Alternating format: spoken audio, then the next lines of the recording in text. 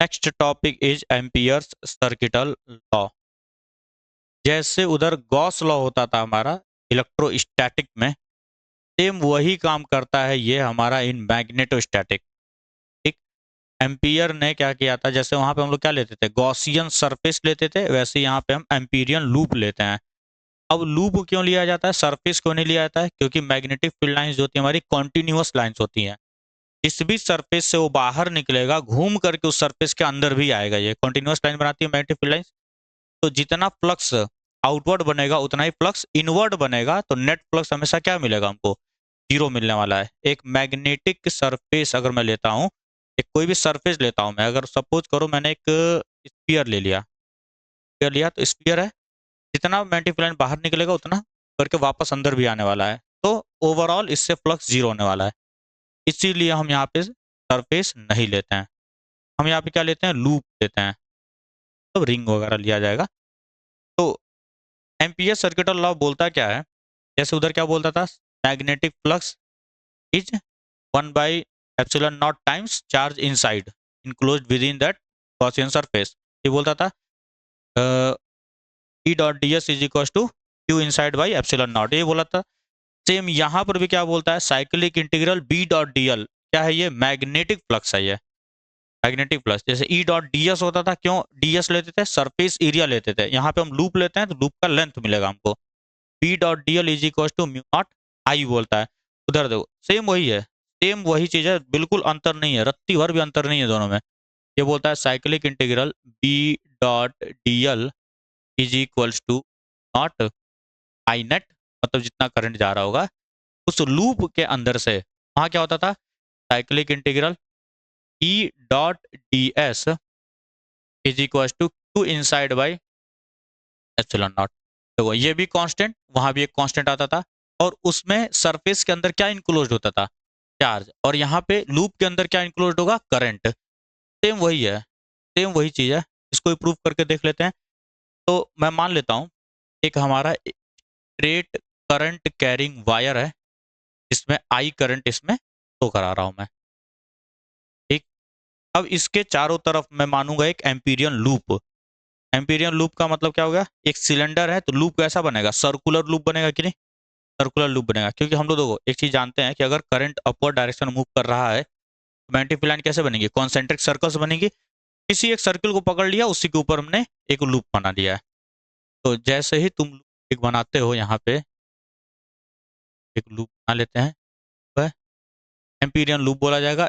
Suppose करो इसका radius कितना है, स्मॉल आर मान लेते हैं रेडियस। अब यहाँ पे ध्यान से सुनना जरा, हम सबको पता है कि अगर करंट अपवर्ड डायरेक्शन में जा रहा है तो इधर से magnetic field into the board जाएगा और इधर से आउट ऑफ द बोर्ड आएगा, ठीक है ना। इनटू द बोर्ड गया, देखो हम अपवर्ड होगा, करंट की डायरेक्शन में रखो, राइट हैंड थंब रूल से बताते हैं हम लोग, 10th में पढ़ के आए हो। करंट अगर अपवर्ड जा रहा है तो थंब क्या बताएगा, डायरेक्शन ऑफ मैग्नेटिक फील्ड को, यहाँ से इनटू जा रहा है और ऐसे गया हाथ मेरा, घूम करके इधर से बाहर निकलेगा।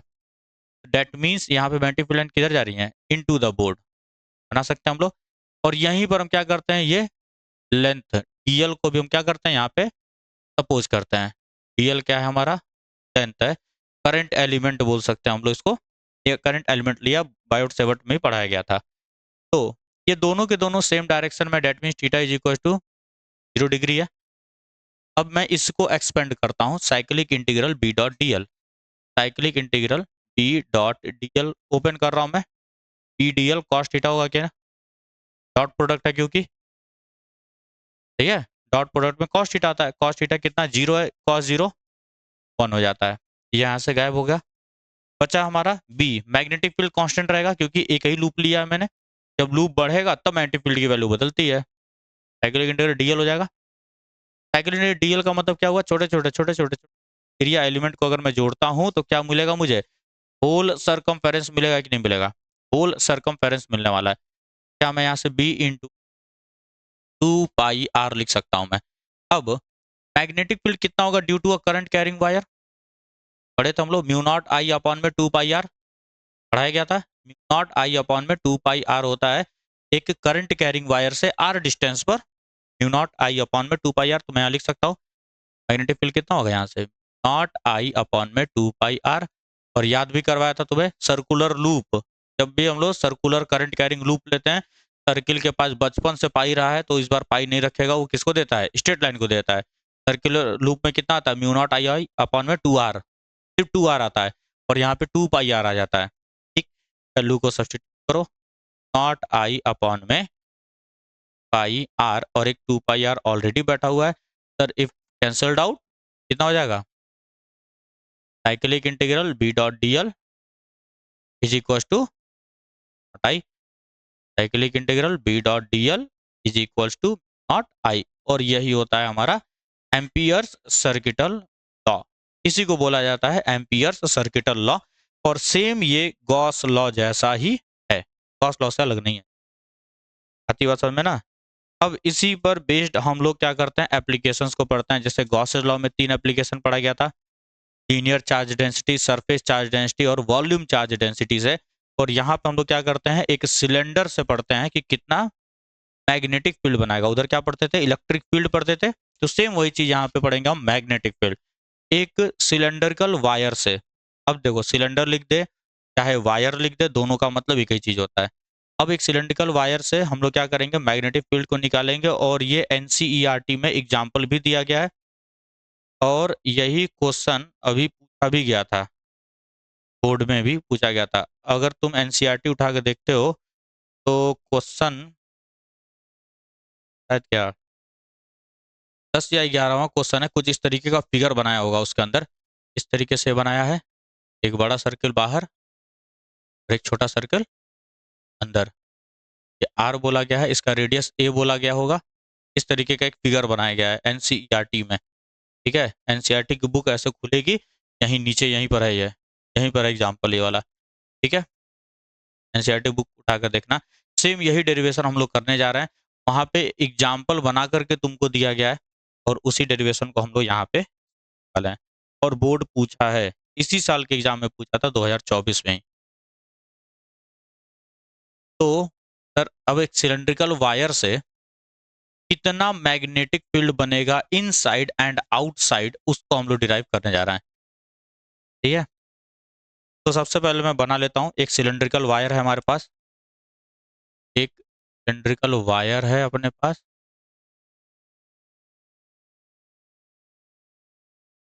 ये हमारा वायर है और इसके अंदर से मैंने क्या कराया, फाइनाइट लेंथ का मान लेते हैं, इसके अंदर मान लेता हूं मैं करंट फ्लो कराया गया है। ये वायर ही है ये पूरा, तो लंबा चौड़ा नहीं बना रहा हूं मैं, जितना वायर का क्रॉस सेक्शन है इसी में से करंट पास कर रहा है हमारा।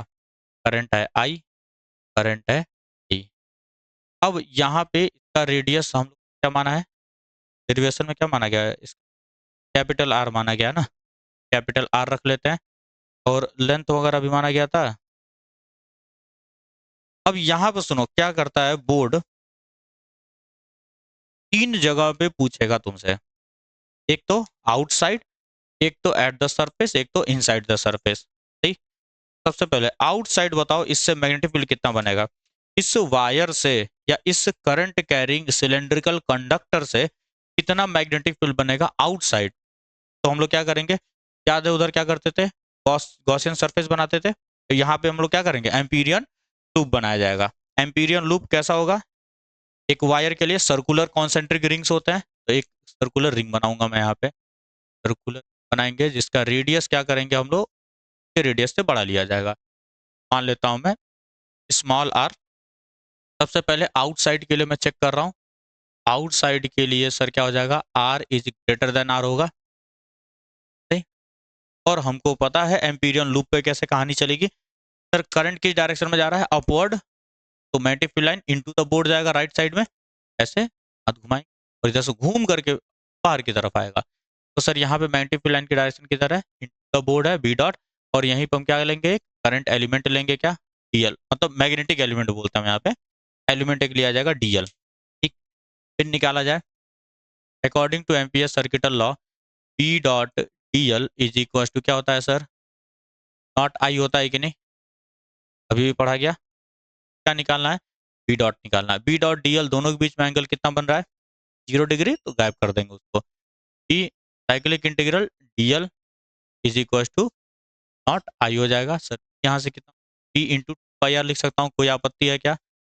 आर कौन सा लेंगे, स्मॉल आर लेंगे, क्यों, क्योंकि एलिमेंट किस पे लिया है, एम्पीरियन लूप पे लिया है, तो इसके छोटे छोटे छोटे छोटे एलिमेंट को जोड़ूंगा तो एम्पीरियन लूप का मुझे क्या मिलेगा, सरकमफेरेंस मिलने वाला है। ठीक है, इतनी बात हमको आ जाती है। यहाँ से मैग्नेटिक फील्ड आउटसाइड कितना हो जाएगा, नॉट आई अपॉन में 2 पाई आर, और इसको देखकर किसी की तो याद आ रही है, वायर का है, आना भी चाहिए था सर, कंडक्टर है ना, सिलेंड्रिकल कंडक्टर, वायर भी वही चीज होता है, इसीलिए मैंने बोला अगर वायर बोले चाहे सिलेंड्रिकल कंडक्टर बोले, दोनों का मतलब एक ही होता है। अब हम लोगों ने क्या लिया होगा, इनसाइड लिया गया होगा। अच्छा, सरफेस पे कितना हो जाएगा, at R is equal to R, surface पे लेते आएंगे। ठीक, अब देखते हैं इनसाइड। इनसाइड में सर दो केसेस बनते हैं, ध्यान से सुनना, इनसाइड में दो केसेस बनेंगे, और जो एनसीईआरटी में एग्जांपल दिया गया है, जो केस बनाया गया है वो यूनिफॉर्म डिस्ट्रीब्यूशन का केस बनाया गया है। एनसीईआरटी का जब वो एग्जांपल उठाकर देखोगे तो उसमें यूनिफॉर्म डिस्ट्रीब्यूशन का केस बनाया गया है। ठीक है, लेकिन हम लोग दो केसेस लेकर के चले थे कि हो सकता है ये सिलेंडर हॉलो हो सकता है कि हॉलो हो, ये खोखला, जैसे ये मार्कर अगर मैं खोल देता हूँ तो ये क्या है, हॉलो है ना, बीच में स्पेस खाली है, किसी में वो इंक का जो रुई वाला जो पार्ट होता है उसको डाला गया इसके अंदर, तो हॉलो होगा तो सर जो भी इलेक्ट्रॉन्स होंगे वो सिर्फ सरफेस को पकड़ के चढ़ रहे होंगे, सरफेस को पकड़ करके चढ़ रहे होंगे। तो अगर मैं पहला केस मानता हूँ, case one, cylinder is hollow, cylinder is hollow, अगर सिलेंडर हॉलो है सर तो क्या होगा, जितना भी करंट फ्लो कर रहा होगा वो सरफेस को पकड़ के चला होगा क्योंकि बीच में कुछ नहीं है। और अगर मैंने एम्पीरियन लूप अपना बीच में लिया, ये एम्पीरियन लूप लिया मैंने, इसका रेडियस अब स्मॉल आर मान लेता हूं मैं, अलग अलग फिगर चाहो तो बना लेना या तो एक ही में दिखा। तो अगर मैंने इनसाइड बनाया, करंट कहाँ से जा रहा है, बाहर से निकल गया कि नहीं, इसके अंदर कुछ आया क्या ना, तो अगर मैं फिर से लगाता हूँ cyclic integral B dot D L is equals to naught, ये आई नेट होता है या आई इनसाइड होता है, जैसे वहाँ क्यू नेट क्यू इनसाइड होता था वैसे ही आई इनसाइड होता है।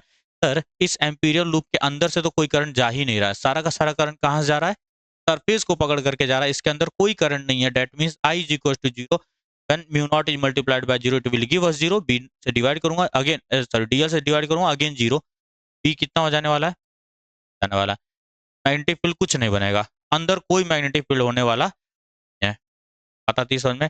लेकिन सर दूसरा केस ये भी था, ये क्या हो, सॉलिड सिलेंडर हो, अब सॉलिड सिलेंडर होगा तो जो भी इलेक्ट्रॉन्स जा रहे होंगे पूरा यूनिफॉर्मली डिस्ट्रीब्यूट होकर जा रहे होंगे इसके अंदर से, कैसे हो सकता था, केस को लेकर के चलते हैं कि when cylinder is solid, second case क्या हो जाएगा, सिलेंडर इज सॉलिड, अगर सिलेंडर इज सॉलिड सर तो क्या होने वाला है, अब यहाँ पे देखो फिर से मैं ये लिख रहा हूँ, cyclic integral dot D L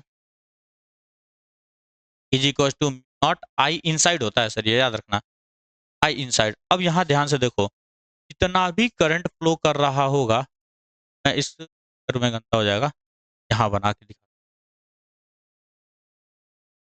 मान लो ये हमारा सिलेंडर था, हमारा सिलेंडर, अब मैंने क्या किया, एम्पीरियल लूप ये लिया है कि नहीं, ना, इनसाइड में, एक बात बताओ बालक, क्या इतने अंदर में जो इलेक्ट्रॉन्स फ्लो कर रहे होंगे सिर्फ वही करंट बना रहे होंगे, इधर जो इलेक्ट्रॉन्स चल रहे होंगे क्या उनकी वजह से कोई करंट बन रहा होगा इसके अंदर, हाँ, जो भी करंट बन रहा होगा इस पर्टिकुलर एरिया से जितने भी इलेक्ट्रॉन्स निकल रहे होंगे, इस पर्टिकुलर एरिया से जितने भी इलेक्ट्रॉन्स निकल रहे होंगे वही करंट बना रहे होंगे। तो अगर टोटल करंट आई था हमारा तेरा, अब क्या करंट की वैल्यू कम हो जाएगी कि नहीं, क्योंकि नंबर ऑफ इलेक्ट्रॉन्स जो जा रहे थे पहले पूरे एरिया से जा रहे थे, पहले जो नंबर ऑफ इलेक्ट्रॉन्स थे इस पूरे होल क्रॉस सेक्शन से जा रहे थे, लेकिन अब क्रॉस सेक्शन एरिया कम हो गया तो नंबर ऑफ इलेक्ट्रॉन्स कम हो जाएंगे, नंबर ऑफ इलेक्ट्रॉन्स कम हुआ तो करंट की वैल्यू भी कम हो जाने वाली है, कि करंट क्या होता है, क्यू बाई टी, क्यू होता है N E, N E number of electrons कम तो चार्जेस कम, चार्जेस कम तो करंट कम, सही। तो मुझे अब क्या करना पड़ेगा, इस पर्टिकुलर एरिया से जितना भी करंट जा रहा होगा उसको मुझे निकालना पड़ेगा, आती बात समझ में, कैसे निकाला जाएगा, तो हम लोग बचपन से पढ़ कर क्या आ रहा है, चार्ज डेंसिटी वगैरह के बारे में, total current by total area, तो छोटा करंट बाई छोटा एरिया, कर चुके हैं ना कई बार, यूनिफॉर्म डिस्ट्रीब्यूशन जब भी होगा क्वेश्चन में देख लेना ढंग से, यूनिफॉर्म डिस्ट्रीब्यूशन लिख करके दिया गया है या नहीं लिखा गया है, अगर लिखा होगा यूनिफॉर्म डिस्ट्रीब्यूशन तो बालक यही काम करना पड़ेगा तुमको, ठीक। तो मैं करता क्या हूँ यहाँ पे, आई इनको मैं लिखूंगा, सपोज कर लेता हूँ इसके अंदर से कितना करंट जा रहा है, आई आर मान लेते हैं हम लोग, उधर भी आई आर माना गया है क्या, आई डैश मान करके चला हूँ मैं।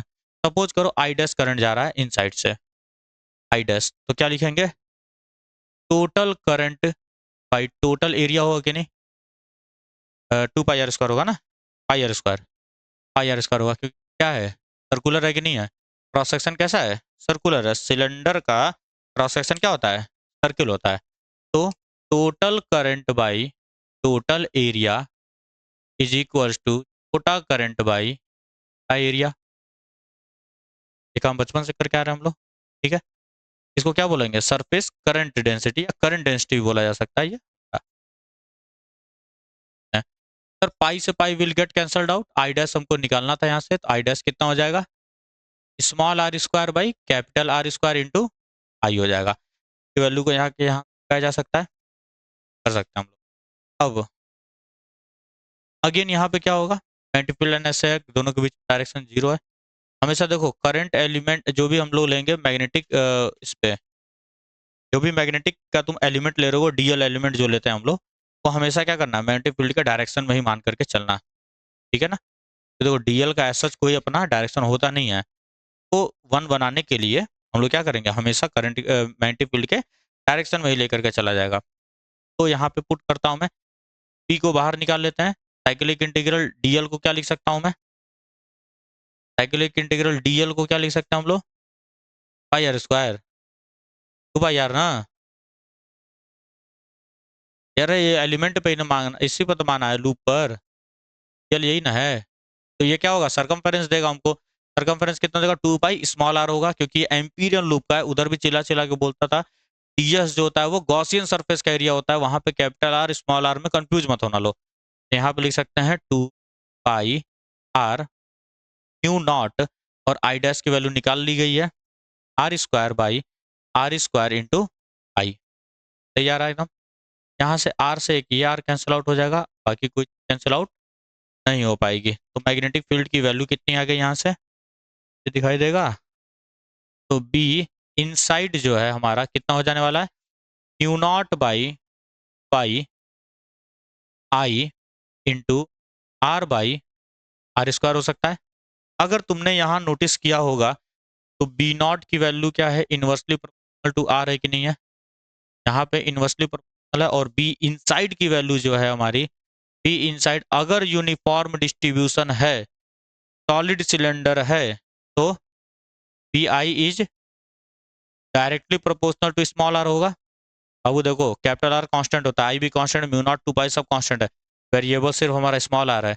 ये एम्पीरियन लूप को तुम इतना बड़ा लिए छोटा ले सकते थे, मैं स्मॉल आर वेरी करवा सकता हूँ, कैपिटल आर वेरी नहीं करवा सकता मैं, इसीलिए डायरेक्टली प्रोपोर्शनल है। लेकिन इसके लिए अगर मैं बात करूँ तो जीरो हो जाएगा। तो ग्राफ कैसा बनेगा, सबसे पहले मैं केस को, और ये सिलेंडर इनसाइड हॉलो है उस केस को लेकर चल रहा हूँ।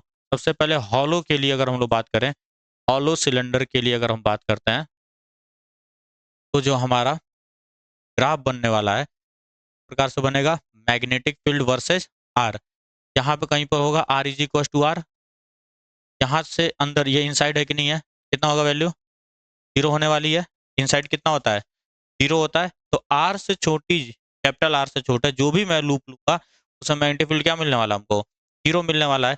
एट आर क्या मिलेगा हमको, mu not I upon 2 pi capital R मिलेगा, और उसके बाद से क्या है, बाहर inversely proportional means rectangular hyperbola मिलेगा कि नहीं, बाहर है इनवर्सली पर, अंदर है जीरो, और यहाँ पे जो वैल्यू हमको मिल रही है वो क्या मिलेगी, is equal to not I upon में कैपिटल में आर मिलेगा।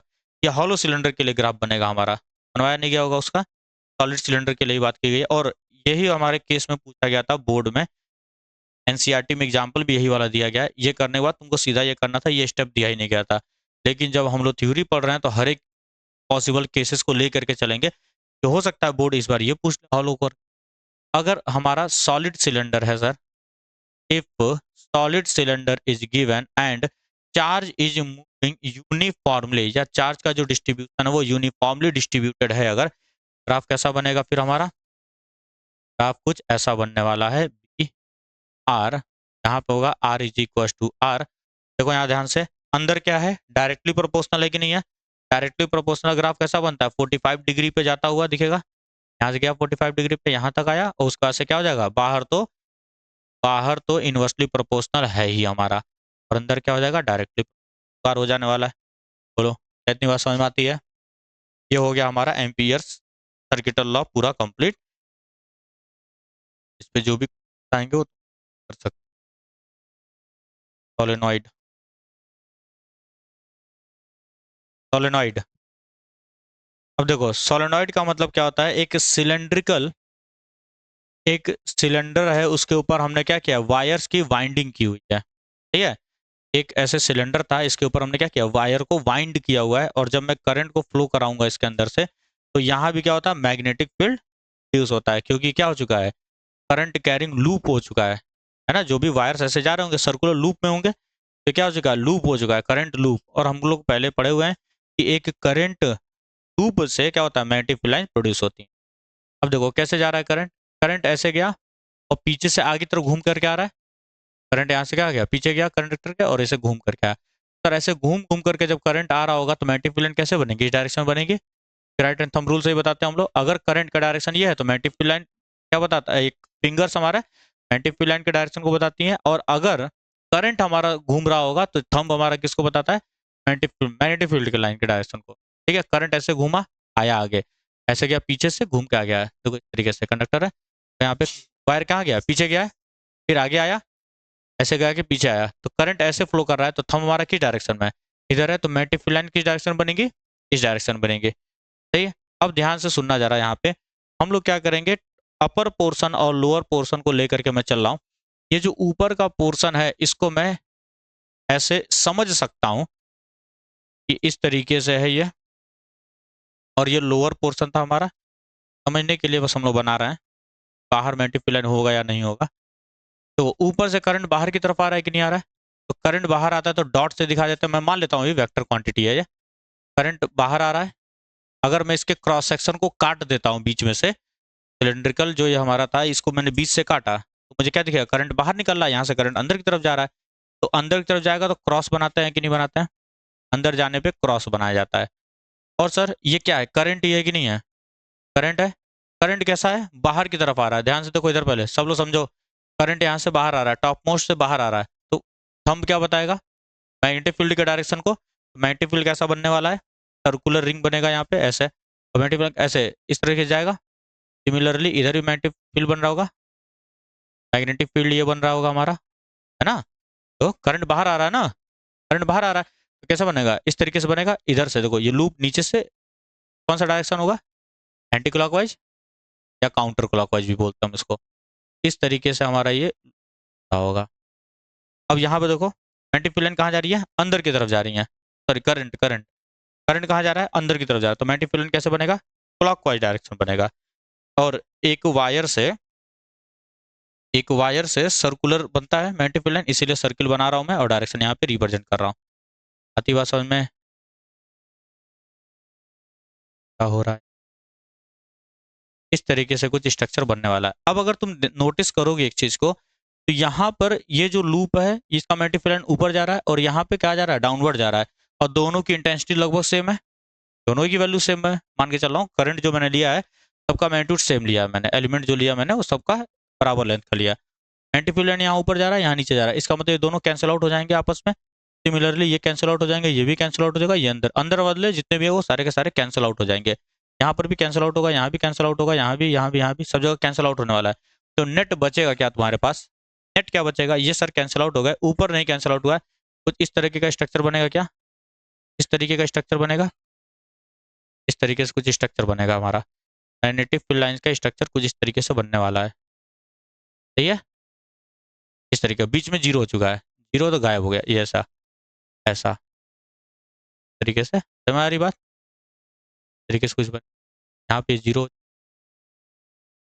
ये बात समझ में भाई, ठीक है। इस तरीके से कुछ मैग्नेटिक फील्ड हमारा बन जाएगा, और ये बीच में क्या हो चुके हैं, कैंसिल आउट हो चुके हैं, ये सब कैंसिल हो गया, यहाँ से सब गायब हो जाएगा। तो मैग्नेटिक फील्ड का लूप कुछ इस तरीके से बनने वाला है,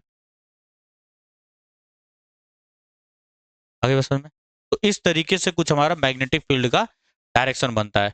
और हमने एक चीज को नोटिस किया था यहाँ पे, देखो ये भी मैग्नेटिक लाइन अंदर है, ये भी मैग्नेटिक लाइन अंदर है, तो अंदर से क्या होता है, मैग्नेटिक फील्ड हमारा ज्यादा से ज्यादा जा रहा है। कैसे पता सर आपको अंदर जा रहा है, ध्यान से सुनना।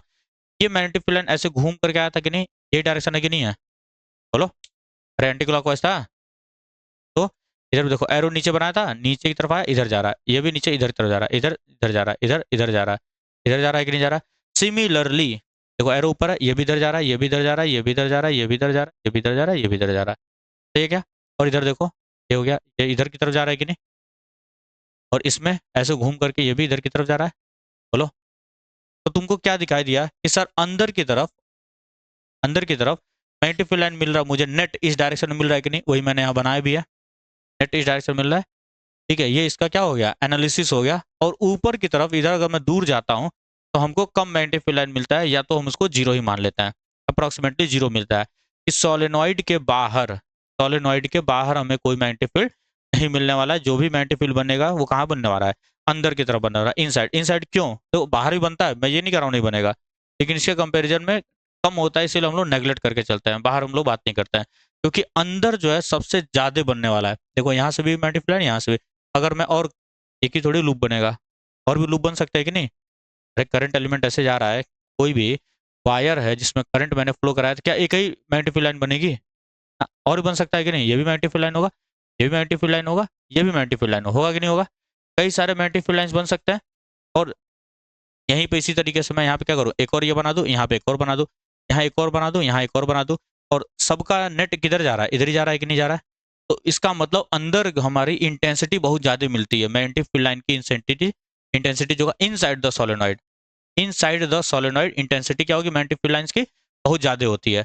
इसीलिए हम लोग अंदर की तरफ पढ़ते हैं, और जिसकी वैल्यू हम लोग निकालेंगे, म्यू नॉट एन आई होता है, यहाँ पे स्मॉल एन क्या बोलता है वो, number of loop per unit length. Small N क्या बताता है, पर यूनिट लेंथ बताता है, कैपिटल एन बताता है टोटल नंबर ऑफ टर्न्स, ठीक। तो ये हमारा ये समझ में आ गया एनालिसिस।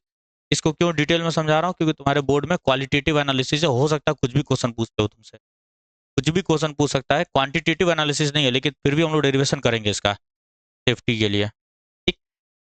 तो ये बात समझ में आ गई ना कि इनसाइड ही क्यों हम लोग लेकर के चलते हैं, क्योंकि इनसाइड जो है इससे भी मिलता है, इससे भी मिलता है, तो दोनों का मिला जुला मिलेगा हमको। देखो इसकी मैग्नेटिक फील्ड लाइन, इसकी मैग्नेटिक फील्ड लाइन दोनों मिल जाती हैं, इसीलिए इनसाइड जो होता है सबसे ज्यादा मैग्नेटिक फील्ड मिलता है।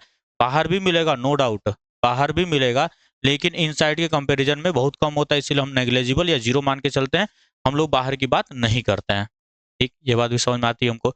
अब इसको सॉल्व करने के लिए सर हम लोग क्या करेंगे, एम्पियर सर्किटल लॉ की मदद लेते हैं। एम्पियर सर्किटल लॉ की मदद लिया जाएगा, क्या करेंगे, एम्पीरियन लूप माना जाएगा अब यहाँ पे, ठीक। तो फिर से मैं उसी फिगर को बनाता हूँ, ऐसा कुछ फिगर था हमारा,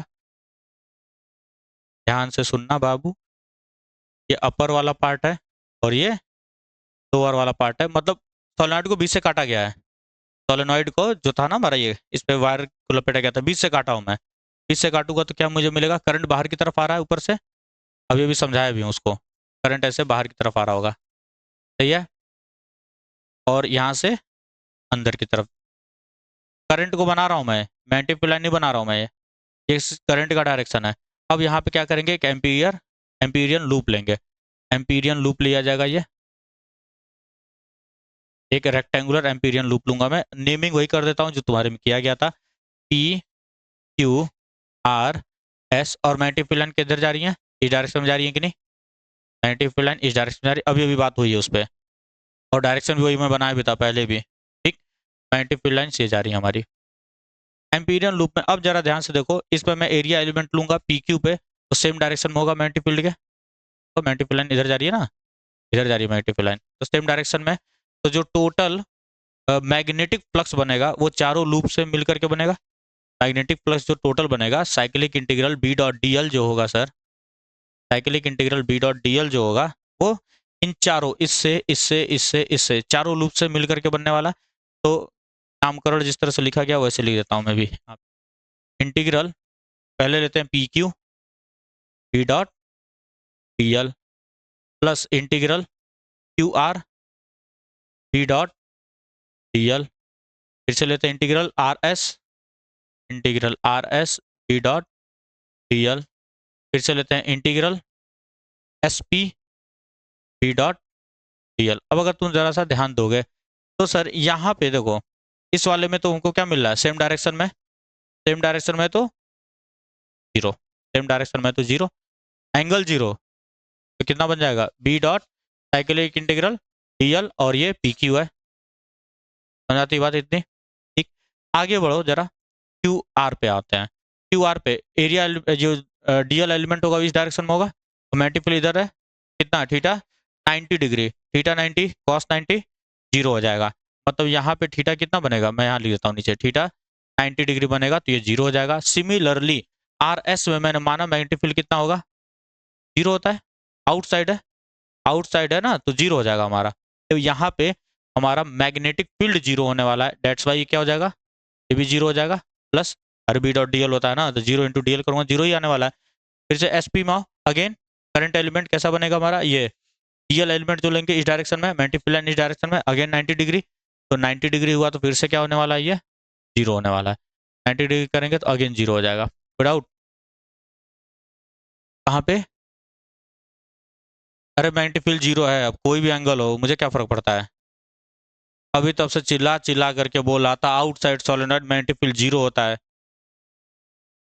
तब मटिया पलित हो गया, सारा मेहनत गया गड्ढे में। अरे यहाँ कॉस 180 डिग्री होगा, मैं उसके लिए मना नहीं कर रहा हूँ, लेकिन जब जीरो से मल्टीप्लाई करना है तो मैं मूर्ख हूँ जो एंगल निकालूंगा।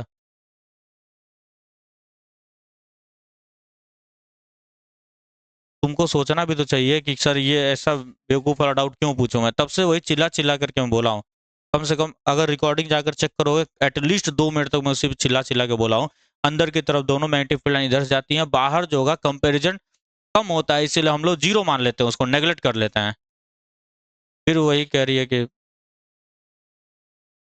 P dot cyclic integral D L. अब देखो इसका लेंथ मुझे चाहिए कि नहीं चाहिए, तो मैं इसका लेंथ मान लेता हूँ, स्मॉल एल मान लेते हैं। स्मॉल एल माना गया होगा ना इसमें, स्मॉल एल मान लिया जाए, कैपिटल एल माना गया है, नहीं नहीं कैपिटल एल माना गया है। चलो कोई बात नहीं, जो नोट्स में माना गया वही बता रहा हूँ, ताकि जब पढ़ो तो गड़बड़ी ना हो तुमसे। ये कितना हो जाएगा, बी इंटू एल, क्या आ गया, मैग्नेटिक फ्लक्स इतना आ चुका है हमारा, सही है। अब एक चीज और जरा सा ध्यान से सुनना, मैग्नेटिक फ्लक्स ही निकालेंगे ना हम लोग, बी बी, तो बी इंटू एल आ गया। अब एक चीज बताओ जरा, हम लोगों ने एक चीज पढ़ा हुआ है, एम्पियर सर्किटल लॉ है, अभी तो एम्पियर सर्किटल लॉ नहीं लगाया गया ना, अभी तो डेफिनेशन से हम लोग चल रहे थे, अरे B dot D L definition से चले हम लोग। अब एम्पियर सर्किटल लॉ से जैसे वहां करते थे, पहले ई डॉट डी एस निकालते थे, फिर क्या करते थे, बाई गॉसेस लॉ दूसरा डेफिनेशन लाके फिर इक्वेट करते थे। अभी तक हमने कहीं एम्पियर सर्किटल लॉ नहीं लगाया है, हमने सिंपल डेफिनेशन से बी डॉट डी एल को निकाला है। फिर लिखूंगा मैं बाई एम्पियर सर्किटल लॉ, क्या होता है हमारा, cyclic integral B dot D L is equal to होता है म्यू नॉट आई, यही होता है, सही। तो अब इन दोनों को मैं रिलेट कर सकता हूँ, therefore B into L is equal to not I. अब एक चीज यहाँ पे जरा नोटिस करना कि सर ये जो आपने लेंथ लिया है ये सिर्फ इतने का ही तो है, कहीं सोलेनॉइड और बड़ा है कि नहीं है, तो हमें क्या करना पड़ेगा, कंप्लीट लेंथ लेकर चलना पड़ेगा। इससे बचने के लिए हम लोग क्या करते हैं, number of turns per unit length लेकर के चलते हैं, वही चीज लिखवाया गया तुम्हारे में। कंप्लीट लेंथ के लिए हम लोग क्या करेंगे, number of turns per unit length लेके चलेंगे। मैं मान लेता हूं कि एक छोटा सा जो एलिमेंट लिया था वहां पे स्मॉल एन जो है number of turns, number of turns per unit length है, पर यूनिट लेंथ है, सही है। तो टोटल नंबर ऑफ टर्न कितने हो जाएंगे फिर, टोटल नंबर ऑफ टर्न्स कितने हो जाएंगे, कैपिटल एन मान लेता हूँ, स्मॉल एन इंटू एल कर सकते हैं इसको, क्योंकि एक यूनिट लेंथ का स्मॉल एन है, तो टोटल लेंथ का कितना हो जाएगा, एन इंटू एल हो जाएगा। और एक टॉफी 2 रुपए की है तो 10 टॉफी कितने की होगी, 20 रुपया, सिंपल मल्टीप्लाई कर दिया जाएगा वहां पे। अब एक चीज देखो, यहाँ पे हम लोग जो ये लिखते हैं क्या होता है, नेट करंट होता है कि नहीं, नेट करंट होता है। अब इसी लूप को जरा तुम ध्यान से देखो, ये जो मैंने एम्पीरियन लूप माना है, इसके अंदर सर ये भी एक करंट आया था, यहाँ से एक और करंट आया है, यहाँ से एक और करंट आया है, लेकिन ये सिर्फ एक ही करंट के बारे में बात कर रहा है कि नहीं। यहाँ पे देखो वायर कितने आते हैं, इतना मैंने मान लो, इतना लूप माना मैंने ना, इतना लूप माना है, तो ये आई करंट ला रहा होगा, ये भी आई करंट ला रहा होगा, ये भी आई करंट ला रहा होगा, तो इस लूप के अंदर टोटल करंट कितना हो गया, 3 आई हुआ कि नहीं हुआ, 3 इंटू आई हो रहा है। तो आई नेट कैसे निकाला जाएगा? आई नेट होता है, ये याद रखना, total current inside that Amperian loop. तो यहाँ पे सिर्फ एक करंट नहीं है, एन होगा ना, number of turns into current. एक एक वायर में आई करंट आ रहा है, तो जितने टर्न्स होंगे उतने आई आएगा। ठीक, तो यहाँ पे तुमको क्या लिखना है, number of turns into I लिखूंगा कि नहीं, जितने टर्न्स होंगे उतने में आई आ रहा होगा करंट। तो नंबर ऑफ टर्न्स हमने निकाला, टोटल नंबर ऑफ टर्न्स कितना है, एन इंटू एल है, और एक में करंट कितना आ रहा है, आई आ रहा है। तो यहाँ से L will get cancelled out, B की वैल्यू क्या आ जाएगी, म्यू नॉट एन आई। इस फॉर्मूले को बाबू एकदम रटे रहना, क्योंकि क्वालिटेटिव एनालिसिस है, क्वेश्चन जरूर पूछ सकता है तुमसे। ठीक है, क्वेश्चन पूछा जा सकता है, न्यूमेरिकल आ सकता है इसके अंदर। तो याद रखना, magnetic field inside of solenoid is mu not N I, जहां पे स्मॉल एन क्या होता है, number of turns per unit length होता है, पर यूनिट लेंथ होगा, और आई क्या होगा, इनसाइड से जो भी करंट जा रहा होगा। ठीक, अब ये कहाँ हुआ, इनसाइड हुआ, इनसाइड हुआ है। कभी कभी क्वेश्चन क्या करता है, एट वन एंड पूछता है, एक एंड पे बताओ, एक एंड पे कितना हो जाता है, हाफ हो जाता है। ठीक है, मान लो इस एंड पे पूछा, इस एंड पे बताओ मैग्नेटिक फील्ड कितना होगा, बी एंड, तो कुछ नहीं करेंगे, इसका आधा कर देते हैं, mu not N I by two कर देंगे, mu not N I by two हो जाता है ये। ठीक है, तो ये हो गया हमारा सोलेनॉइड के केस। और इसको मान लो अगर टोटल नंबर ऑफ टर्न्स के रिस्पेक्ट में लिखना होता, क्या कर देते हैं, स्मॉल एन को कैपिटल एन बाई एल लिखा जा सकता है। तो इसी फॉर्मूले को मैं ऐसे भी लिख सकता हूँ, कैपिटल एन आई बाई, आगे यूज भी करेंगे, याद रखना इस फॉर्मूले को, आगे यूज है इसका। ठीक, ये हो गया हमारा